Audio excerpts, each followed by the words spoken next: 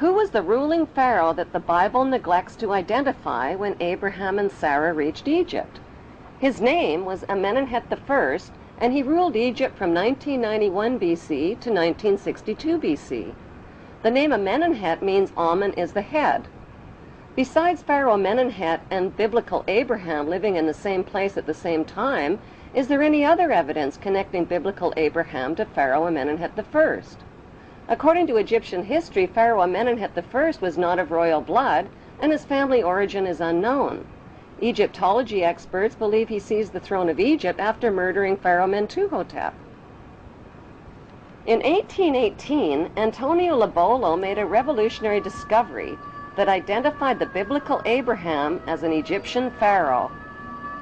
During Lobolo's excavations in the Egyptian Valley of the Kings, he exhumed 11 Egyptian mummies along with rolls of papyri inscribed with hieroglyphic writings and drawings. One of those drawings was interpreted by Mormon Joseph Smith and his Egyptologists as Abraham sitting on the pharaoh's throne. Abraham's name was also deciphered on a roll of papyrus.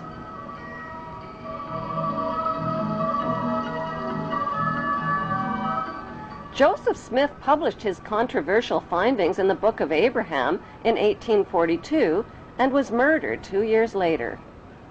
Today, the only Egyptian pyramid tomb forbidden to the public is the tomb of Pharaoh Amenemhet I, who many researchers now believe is the biblical Abraham.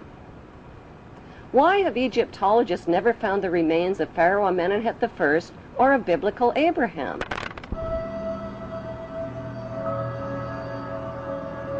The best explanation is that their common remains are concealed inside the famous Ark of the Covenant. The Hollywood movie Raiders of the Lost Ark was about the search for the lost Ark of the Covenant. According to the Bible story, the tablets of the 10 Commandments given to Moses by God were stored inside the Ark.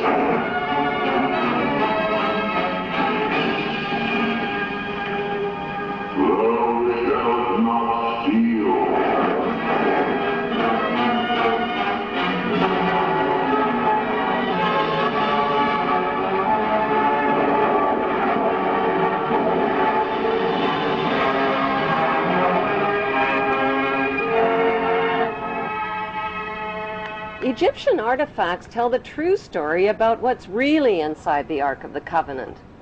The Ark of the Covenant is, in fact, an Egyptian canopic chest, where the dried organs of royal kings and pharaohs were stored, not the 10 Commandments. Why did the Hebrews call their royal canopic chest the Ark of the Covenant? Because the name signifies the covenants or promises that God made with Abraham. Would the Hebrews carry the Ark of the Covenant into battle to kill and steal if it really contained commandments like, "Thou shalt not kill or steal"? The best explanation is that the Ark contained the remains of their ancestral leader who led them into battle. Biblical Hebrew rulers like King Solomon broke all of the commandments, just like today's rulers who make and break laws and commandments to exploit the obedient masses. The evidence shows that the ancestral patriarch of the Hebrew Jews is Amenemhet I, and that his biblical name is Abraham.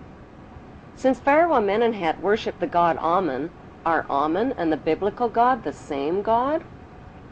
Michelangelo's Vatican painting of God depicts God as an angry, bearded white man. God's words, actions, and deeds in the Bible's Old Testament show God's extreme favoritism for the Hebrews generally and for Hebrew males in particular. By today's standards, that behavior is considered both racist and sexist. God admits to being a jealous God who approves of ritual human and animal sacrifice as proof that he is obeyed and worshipped above all other gods. He terrorizes, punishes, and kills the enemies of the Hebrews.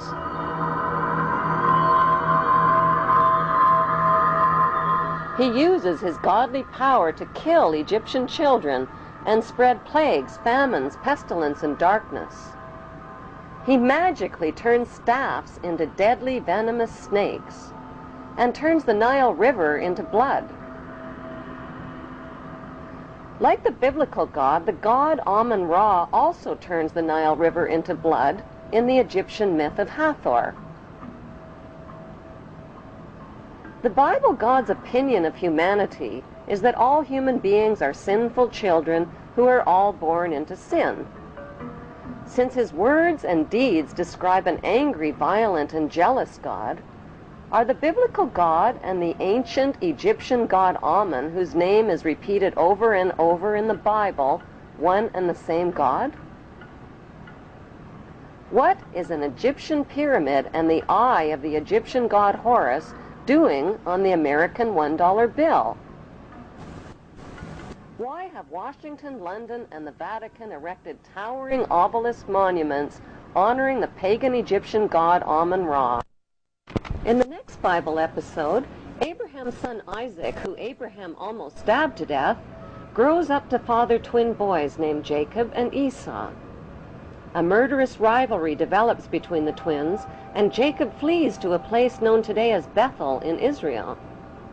He lays his head down to rest on a large, smooth stone and dreams of a stairway reaching to heaven like a ladder. The stairway in Jacob's dream describes the step pyramids built by Egyptian pharaohs like ladders reaching to heaven.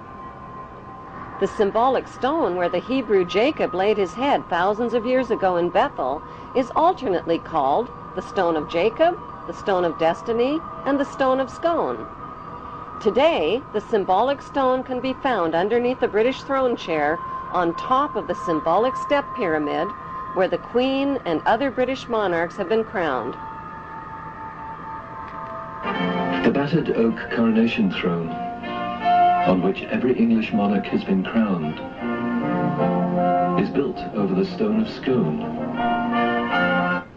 As the Bible story continues, God promises Jacob that a nation and a company of nations shall come from him, and kings will spring from him. Jacob marries 2 of his girl cousins and fathers 12 sons. As Jacob ages, Joseph becomes his favorite son, and Dan becomes his venomous son.